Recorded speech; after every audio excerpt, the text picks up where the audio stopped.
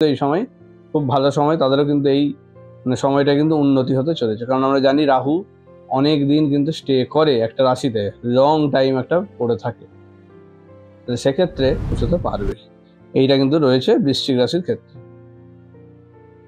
মকর রাশির ক্ষেত্রেও কিন্তু এই সময়টা খুব ভালো।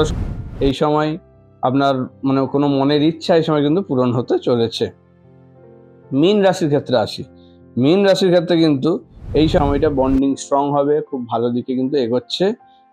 ভালো করে কাজে লাগান, আন্ডারস্ট্যান্ডিং ভালো হবে, স্বামী স্ত্রীর মধ্যে ঝগড়া ঝামেলা এই সময় মিটে যাবে।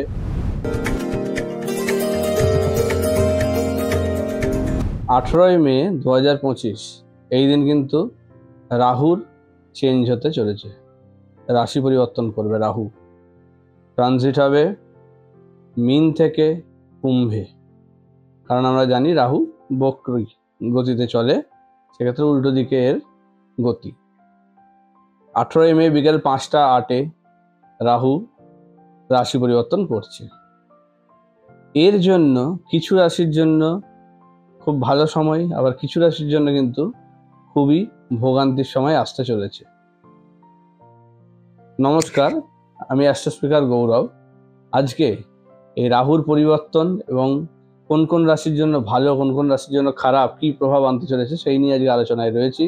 শুনতে থাকুন পুরোটা, কোনো স্কিপ না করে, তাহলে আপনারা নিজেদের রাশি সম্বন্ধে ঠিকঠাকভাবে জানতে পারবেন, সচেতন হতে পারবেন, ভালো সুযোগগুলো কাজে লাগাতে পারবেন এবং খারাপ জায়গাগুলো থেকে সাবধান হতে পারবেন, বাঁচতে পারবেন।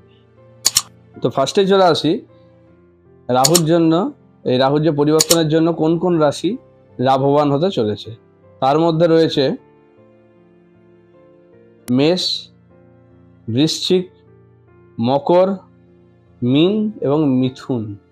এই কটা রাশি কিন্তু খুব লাভবান হতে চলেছেন। মেষের ক্ষেত্রে যেমন কাজকর্মের জায়গা নিয়ে কিন্তু একটা ভালো সুযোগ তৈরি হচ্ছে, তার কিন্তু ভালো প্রমোশন বলুন, ভালো কোনো কাজের যোগ বলুন, সেগুলো কিন্তু তৈরি হচ্ছে। যারা এতদিন ধরে কর্মসংস্থান নিয়ে প্রবলেমে পড়ছিল, ভুগছিল, তাদের ভালো সময়। যারা ক্রিয়েটিভ পার্সন, যারা বিভিন্ন রকম আর্টিস্টিক বা ক্রিয়েটিভ কাজকর্মের সঙ্গে যুক্ত, তাদের জন্য কিন্তু এই সময় খুব ভালো সময়, তাদেরও কিন্তু এই সময়টা কিন্তু উন্নতি হতে চলেছে। কারণ আমরা জানি রাহু অনেক দিন কিন্তু স্টে করে একটা রাশিতে, লং টাইম একটা পড়ে থাকে, সেক্ষেত্রে একটা লম্বা সময় পাওয়া যাবে তাদের কিন্তু একটা ভালো সুযোগের জন্য। চলে আসি বৃশ্চিকের ক্ষেত্রে। বৃশ্চিকের ক্ষেত্রেও কিন্তু এই সময় ফিনান্সিয়াল জায়গাটা কিন্তু খুব স্ট্রং হতে চলেছে, আর্থিক জায়গা কিন্তু তাদের ভালো হবে 18 মের পর থেকে, অর্থাৎ 19 মে থেকে বলতে গেলে তাদের কিন্তু ফিনান্সিয়াল জায়গা ভালো হতে চলেছে। যাদের কাজকর্ম নিয়ে সমস্যা চলছিল, কাজকর্মের জায়গায় সমস্যা মিটে যাবে।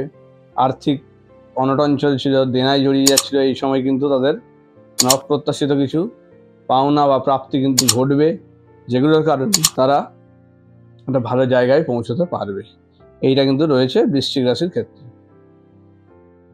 মকর রাশির ক্ষেত্রেও কিন্তু এই সময়টা খুব ভালো সময়, তাদের জন্য কিন্তু একটা লাইফে স্টেবিলিটি আসবে। এতদিন কিন্তু তাদের একটা আনস্টেবল পজিশন চলছিল, শনি যে 7.5 কাটলো, সেক্ষেত্রে এখনো কিন্তু একটা মাস কিন্তু তাদের এখনো খুব ভয়ের সময়। এই সময় ব্রেন স্ট্রোক বা হার্ট অ্যাটাকের মতো সম্ভাবনা কিন্তু খুব বেড়ে রয়েছে মকর রাশি জাতকদের ক্ষেত্রে। তো এইটা পেরিয়ে যাবে কিন্তু 18 মের পর থেকে, তাদের কিন্তু সময়টা ভালো হবে। কিন্তু 18 মে অবধি কিন্তু খুব সাবধানে শরীর স্বাস্থ্য নিয়ে খুব সচেতন থাকতে হবে। তারপরে কিন্তু শরীর স্বাস্থ্যের জায়গা খুব ভালো হবে, ভালো কোনো সুখবর পাবেন। এই সময় আপনার কোনো মনের ইচ্ছা এই সময় কিন্তু পূরণ হতে চলেছে। মীন রাশির ক্ষেত্রে আসি। মীন রাশির ক্ষেত্রে কিন্তু এই সময় ভালো ভালো সম্পর্ক যেগুলো নষ্ট হয়ে গেছিল, তারা আবার ফিরে আসবে। তাদের কিন্তু আশেপাশের লোকজন যারা শত্রুতা করছিল, তারা আপনার সঙ্গে এখন ভালো ব্যবহার করবে, বন্ধুসুলভ আচরণ করবে, তাদের দিক থেকে আপনি হেল্প পাবেন, সবাই পাশে থাকবে। যে সমস্ত ফ্যামিলিতে এতদিন অশান্তি ঝামেলা খুব চলছিল, মীন রাশির ক্ষেত্রে তাদের কিন্তু এই সময়টা বন্ডিং স্ট্রং হবে, খুব ভালো দিকে কিন্তু এগোচ্ছে। ভালো করে কাজে লাগান, আন্ডারস্ট্যান্ডিং ভালো হবে, স্বামী স্ত্রীর মধ্যে ঝগড়া ঝামেলা এই সময় মিটে যাবে। ফ্যামিলি কিন্তু ভালোভাবেই হবে। যারা এই সময় খুব ঝগড়া ঝামেলার জন্য ভাবছেন যে মীন রাশির ক্ষেত্রে যে ছেড়ে দেবো বা ডিভোর্স বা ব্রেকআপ, এই ধরনের কিছু চিন্তাভাবনা মাথায় আনছেন, তাদেরকে বলবো কটা দিন আর একটু সহ্য করে যান, আপনাদের 18 মের পর থেকে কিন্তু এই সমস্ত ঝামেলা মিটে যেতে চলেছে। এই মাসটা কিন্তু একটু সাবধানে মানে থেকে ঠান্ডা মাথায় একটু চলুন, রাগের মাথায় ভুল কিছু কাজ যেন না হয়ে যায়, তাহলে কিন্তু ভুগবেন। আচ্ছা, এবার আসি মিথুন রাশির ক্ষেত্রে। মিথুন রাশির ক্ষেত্রেও কিন্তু খুব ভালো সময়, পড়াশোনার জায়গা খুব ভালো হতে চলেছে। যাদের মানে কম্পিটিটিভ এক্সাম দিচ্ছে তাদের জন্য চাকরির যোগ এই সময় কাজ করবে।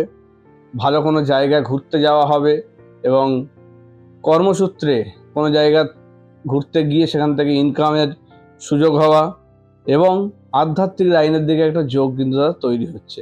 আধ্যাত্মিক লাইনের দিকে তারা কিন্তু মানে এই সময় অনেকটা তাদের একটা মানে পথ প্রশস্ত হতে চলেছে। যারা এই ধরনের জীবনের দিকে একটা আকর্ষণ ফিল করেন, মিথুন রাশির ক্ষেত্রে কিন্তু তাদের এই দিকে একটা যোগ এই সময় তৈরি হবে। অনেকটা তারা এগিয়ে যাবেন, ভালো কোনো গুরু বা দীক্ষার একটা সুযোগ আসবে এবং ভালো কোনো সঙ্গ পাবেন, যেখান থেকে আপনি এই লাইনে আরও ভালোভাবে এগোতে পারবেন। যারা অ্যাস্ট্রোলজি বা ফিলোসফি এই ধরনের সাবজেক্ট নিয়ে রয়েছেন তাদের জন্য এই সময় কিন্তু উন্নতির সময়, ভালো সময়। তো এই রাশিগুলোর কিন্তু খুব ভালো সময় আসছে, এগুলো কিন্তু খেয়াল রাখবেন। আমি আরেকবার রিপিট করে দিচ্ছি রাশিগুলোর নাম। সেগুলো হলো মেষ, বৃশ্চিক, মকর, মীন এবং মিথুন। এদের জন্য কিন্তু সত্যিই খুব ভালো সময় আসতে চলেছে, রাহুর যে ট্রানজিটটা হবে তারপর থেকে, 18 মের পর থেকে। তাহলে সবাই ভালো করে কাজে লাগান, নতুন নতুন ইনভেস্টমেন্ট করলে এই সময় থেকে করতে পারেন। আপনাদের জন্য আর্থিক জায়গা কিন্তু শুভ হতে চলেছে এবং সব ওভারঅল বলতে গেলে একটা দিক কিন্তু ভালো। কারণ রাহু যখন ভালো শুভ কোনো একটা প্রভাব দেয় তাতে কিন্তু মানে তাকে অনেক দূর এগিয়ে নিয়ে চলে যায়, এই জায়গাটা কিন্তু তৈরি হচ্ছে। তো এই রাশিগুলো অবশ্যই মানে ভালো করে কাজে লাগান। এই কটা দিন একটু ট্রাভেল থাকবে, একটু সাবধানে চলুন, ঠান্ডা মাথায় চলুন, তারপরের থেকে সময়টা কিন্তু আপনাদের ফেভারে আসতে চলেছে। ভালো থাকুন, সুস্থ থাকুন, নমস্কার।